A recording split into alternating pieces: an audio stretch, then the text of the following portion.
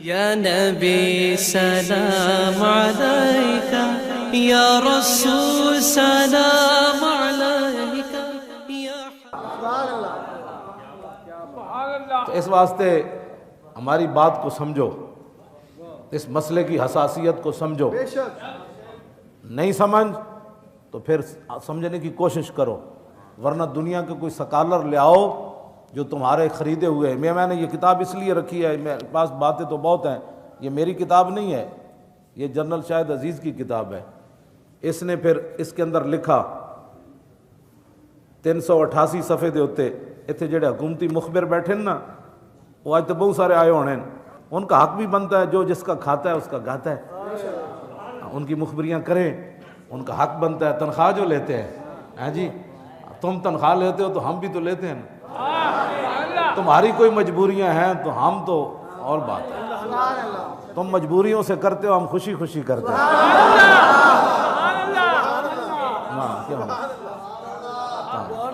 ہاں جی بس یہ تو فیصلے صرف آنکھ بند ہونے کی دیر ہے، دنیا میں بھی ہو جائیں گے لیکن آنکھ بند ہونے کی بھی دیر ہے۔ جب ہر طرف اندھیرا چھا جائے گا، وہ کہے گا او وہ مجبوریاں کدھر گئیں آج، اور پھر ہماری جو خوشیاں ہیں کیوں جی، ہاں جی لحد میں عشق رخ شاہ کا داغ لے کے چلے، اندھیری رات سنی تھی چراغ لے کے چلے۔ ہاں تمہیں پتہ ہی نہیں ہے یہ مجبوریاں تمہیں کہاں لے جائیں گی۔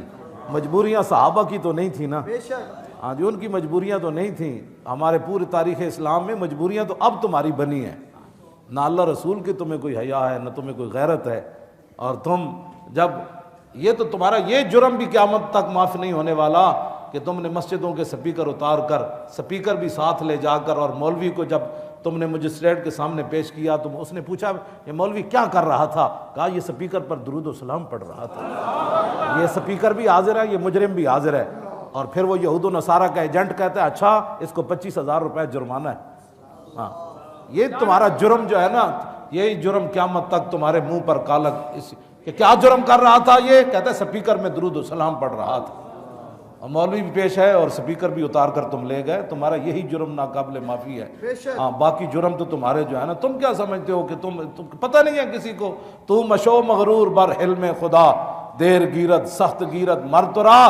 مولانا روم فرماتے ہیں اللہ کے حلم اور بردباری پر تو اکڑ نہیں، تو سمجھتا اس کو پتہ نہیں کہ تو درود و سلام پر پرچے کاٹے، علماء کو داڑیاں نہیں دیکھی نوچی تم نے، اور ان کے کوٹوں میں لے گئے کہ یہ مجرم ہے، مصطفیٰ جان رحمت پڑھ رہا تھا۔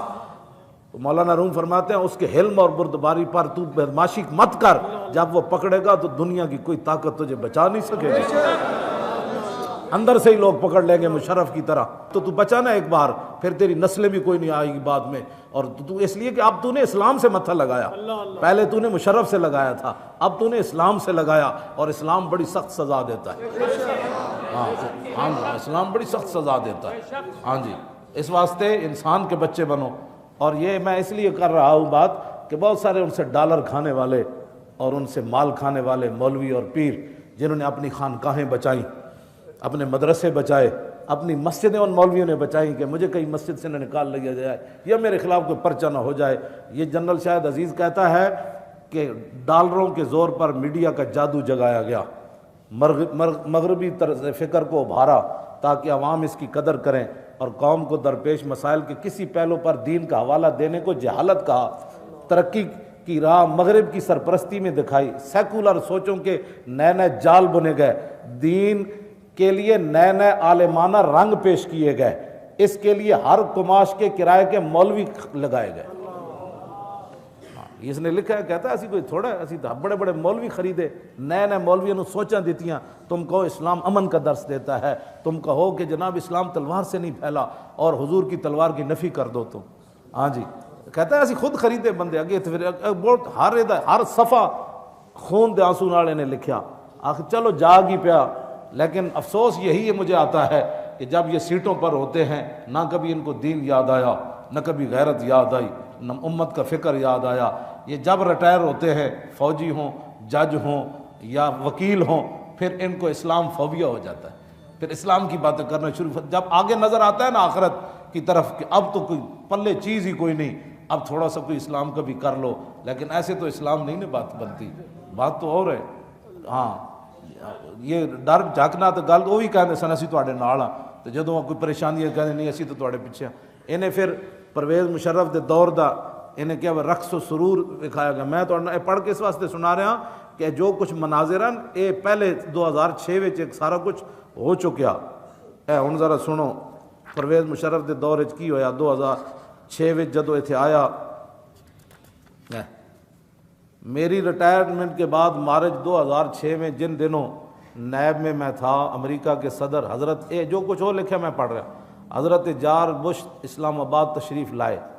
رات کو پریزیڈنٹ ہاؤس میں کھانا ہوا اور ایک ثقافتی پروگرام پیش کیا گیا. پروگرام میں پاکستان کی تہذیب پر ایک نگاہ ڈالی گئی کہ ہماری تہذیب پر تاریخ کے کیا اثرات رہے.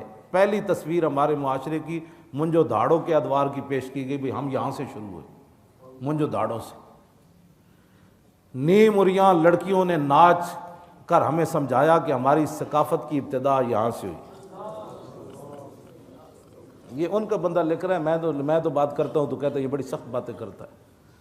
کہنے لگا پھر بتایا گیا کہ الیگزینڈر کس کہتے ہیں, ہاں, اس کے آنے سے ہم نے پھر ایک نیا رنگ حاصل کیا. اس رقص میں فیشن بھی بدل گیا اور لباس بھی مزید سکڑ گیا. یعنی جڑا تھوڑی بہت انہوں نے پایا سی تھوڑا مزید سکڑ گیا. پھر اگلا رقص عکاسی کرتا تھا ہندوانہ تہذیب کی برہنگی کا. پھر لڑکیاں ننگیاں ہو کے پھر انہیں ہندو کہا, پھر ایسی ہندو بنیا جس کا اثر ہماری تہذیب پر رہا. جب لباس غائب ہونے لگے تو میں ڈرا کہ آگے کیا آئے گا, لیکن پھر کافرستان کی رقاصائیں آئیں کہ یہ اب بھی یہاں ناچتی ہیں. یعنی اب جو ہے ہمارا پاکستان ایسا ہے. اس ایک پیشکش میں کچھ ملبوس نظر آئے. اگلے رقص میں چھتریاں لیے برطانیہ کی میم صاحبائیں دکھائی گئی جنہوں نے چھتریوں کے علاوہ دستانے بھی پہنے تھے اور کچھ رومالیاں سی باندھی ہوئی تھی. پھر اگلے رقص میں پاکستان کی موجودہ تہذیب کی عکاسی میں لڑکوں اور لڑکیوں نے مل کر خفیف سے ملبوس میں جنسی کنائیوں سے بھرپور رقص کر کے حاضرین کو معزوز کیا. لڑکیاں دو ننگے بس تھوڑا تھوڑا میں لباس پایا. کہنے لگا اچھا جی. آخر میں ایک انوکھا رقص پیش کیا گیا اور کہا گیا کہ یہ وہ مستقبل ہے جس کی طرف ہم جا رہے ہیں. حال تو ہمارا یہ ہے, لڑکیاں لڑکے ننگے کر کے تھوڑے تھوڑا لباس پوا کے نا تو نہ نچایا. بھئی ہمارا پاکستان کا حال یہ ہے. کہنے لگا سٹیج پر برہنہ جانوروں کی مانند بل کھاتے لپٹتے ہوئے اپنے مستقبل کی تصویر دیکھ کر جی چاہا شرم سے ڈوب مروں, مگر میری حوانیت نے آنکھیں بند نہ ہونے دی. کہنے لگا بالکل ننگیاں لڑکیاں کر کے پھر انہوں نے نچائیاں. پھر کیا کہ یہ پاکستان کا مستقبل ہے جس کی طرف ہم جا رہے ہیں.